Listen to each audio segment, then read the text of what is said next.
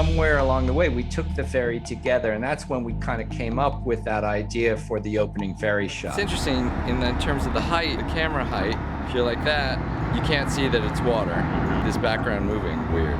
That was really the first and maybe only shore visual that existed from day one of the script and made it to the movie. The opening is her getting off the ferry, driving to the Front Street station. And Deb's line, the waitress, "Hi, hon, is it just you today?" It's just you today?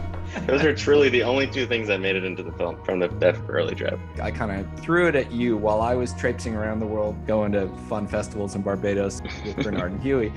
And I remember you really wanted to do a whole first act with The Office, which of course was a location we did not have. Just from a creative standpoint, I think it was still worthwhile to do that whole exercise. Well, I thought it was important to see where she worked if the work is the thing that she's trying to escape. In the backseat is like a bag. Yeah, I probably wrote 300 pages for this 89-page movie, and most of them didn't make it in. But it's worthwhile because you know what they would have said if this had happened. You know how they would react to this situation. She's driving down the road and coming the other way is the guy. Some backstory that the audience might not know, but as you're writing and as you were directing, you know, we have all this material for the actors to say, for us to guide them into this kind of story and the performances. I was initially not so into adding more people. I wanted it to feel desolate. The thing that broke open the idea of the hippies for me in the writing was the teams of characters. So now we have this three-tiered ideological system at play. There's what Connie and Paul believe, there's what the older couple believe, and now there's what the hippies believe. Them and Jack in their own way do drive the story. A glass eye or a patch? A patch. This is our homage to Andre Dutop. They're showing House of Wax tonight. Isn't that in 3D?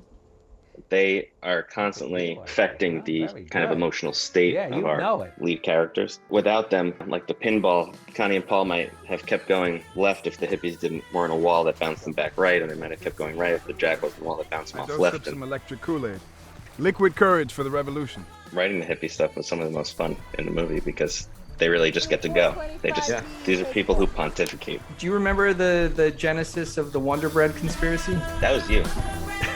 You definitely brought that. I remember you sending me an email, and it's like, you kind of outlined the ITT thing. Bread supports the ITT Nixon tyranny. But you definitely brought ITT into this thing, and the Wonder Bread. And that came with the hippies. That all came in kind of one. I think the hippies brought the Wonder Bread with them. When you really think about it, Wonder Bread is really not that wonderful. They need to call it Wonder Bread to fool us, to lie to us, into believing that it's healthy for us. Didn't we have Jeffries eating a piece of Wonder Bread in the office scene, and for whatever reason, we didn't film it? There's no footage with him holding Wonder Bread, so I think we just forgot it in the moment. Well, if you remember, that day was that was a wild day on set. It was a little stressful. Lastly, how about doing a little work today? So I'm Eugene Martin. I was the chair of the Department of Media Arts at the University of North Texas. We have about 1,300 undergrads and about 50 grad students in Denton, Texas. And, you know, we've known each other since 95. And I wanted to bring an established indie filmmaker in for the whole year. I had a really talented group of students. It came up that you were available and you did 2 visits, one in the fall and one in the spring. And in the spring, I thought, hey, it just revealed to me that you've got this script. And so I thought that would be a fantastic thing to do for my graduating seniors to kind of get a sense of how do you launch a feature into production, into pre-production? How do you workshop the material? And so we combined with another screenwriting course, and we did an entire evening of basically a recorded read-through of the material. And then that way I thought it would be useful for you, you know, moving into the next stage, which is like, let's lock this script. Let's get it ready for the actors, for casting and everything. Apparently it kind of worked out because I think it's your best film to date. I happen to think that I was partially responsible for that. One of the students said he had worked as a transcriber. Somehow through that discussion, we came up with the idea that Connie had this special skill of super duper memory.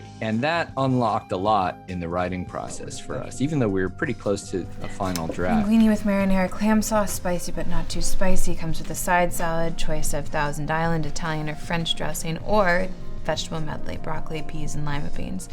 No. Sorry. That sounds pretty good. I'll take that. Get back to one. That's a great get, actually, from that. And that's something that you could never have even anticipated you would discover. And that's the great thing about doing a workshop, is that it's an opportunity to experiment and be open for discovery to make the script better. All the special side salad, all the special side salad, French garlic peach. Okay. I think 18 and a half is one of the most exciting scripts that I have read. It's political. The rats hiding in the bowels of